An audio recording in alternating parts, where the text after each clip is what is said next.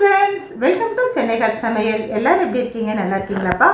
இன்றைக்கி நம்ம சென்னை காட் சமையலில் தக்காளி மட்டும் வச்சு ஒரு அருமையான சட்னி செய்ய போகிறோம். தோசை, இட்லி, சாப்பாடு எல்லாத்துக்குமே நல்லாயிருக்கு. எப்படி செய்யலாம் வாங்க பார்க்கலாம். தக்காளி பழங்களை வச்சு ரொம்ப டேஸ்ட்டாக சுவையாக ஒரு சட்னி செய்யலாம் வாங்க. நல்ல பழமான தக்காளி பழங்களை எடுத்துக்கோங்க. தேவையான அளவு அரைச்சி தனியாக எடுத்து வச்சுடுங்க. இப்போ நம்ம ஸ்டவ் ஆன் பண்ணிட்டோம். ஒரு கடாய் வச்சுருக்கோம். கொஞ்சம் ஆயில் சேர்த்துட்டு கடுகு கொஞ்சம் சேர்த்தாச்சு.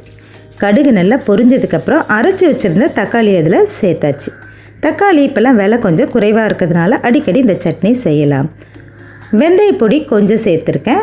மிளகாய் பொடி 1.5 ஸ்பூன். தனியாக கலந்து வீட்டு குழம்புக்காக நம்ம அரைக்கிறோம்ல, அந்த மிளகாய் பொடி தான். தேவையான அளவுக்கு உப்பு சேர்த்தாச்சு. இதில் கொஞ்சம் கூட தண்ணி சேர்க்காமல் செய்தீங்கன்னா தான் இது ரொம்ப டேஸ்ட்டாக வரும். இதுக்கப்புறம் கொஞ்சம் பூண்டு தட்டி வச்சுருக்கேன், அதை போட்டுட்டேன். கொஞ்சம் கருவேப்பிலையும் சேர்த்துட்டேன். எண்ணெயில் போட்டு கருவேப்பிலையை வதக்கக்கூடாது. இந்த மாதிரி கொதிக்க வைக்கும்போது தான் கடைசியாக அதை போடணும். இப்போ லைட்டாக கொஞ்சம் ஆயில் சேர்த்துருக்கேன். அவ்வளவுதான்ப்பா. நல்லா கொதிக்க விட்டுட்டு அதுக்கப்புறம் சிம்மில் போட்டுருங்க. கொஞ்ச நேரத்துக்கு ஒரு முறை, லைட்டாக 2 முறை மட்டும் அப்படி கலந்து விட்டுருங்க. அவ்வளவுதான். சட்னி ரொம்ப சூப்பராக சுவையாக ரெடி ஆயிடுச்சு. இட்லி, தோசைக்கு வச்சு சாப்பிட்டா ரொம்ப நல்லாயிருக்கும். நம்ம வீட்டில் கொஞ்சம் சாதம் இருந்தால் கூட குழம்பு இல்லைன்ற கவலையே வேண்டாம்.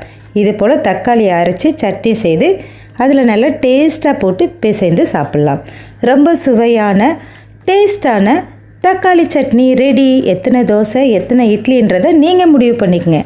எங்கள் வீட்டில் இன்றைக்கி தோசைக்காக தான் இந்த சட்னி செஞ்சுருக்கேன். இந்த சட்னி எங்கள் வீட்டில் எல்லாருக்குமே பிடிக்கும். நீங்களும் செய்து பாருங்கள், உங்களுக்கும் ரொம்ப பிடிக்கும். நம்ம சேனலில் இனி தொடர்ந்து வீடியோ வரும். பாருங்கள், லைக் பண்ணுங்கள், சப்ஸ்கிரைப் பண்ணுங்கள். நம்ம சேனலை மறந்துடாதீங்க. உங்களுடைய ஆதரவு இல்லைன்னா தொடர்ந்து நடத்த முடியாது. தேங்க்ஸ் ஃபார் வாட்சிங் ஃப்ரெண்ட்ஸ். நன்றி.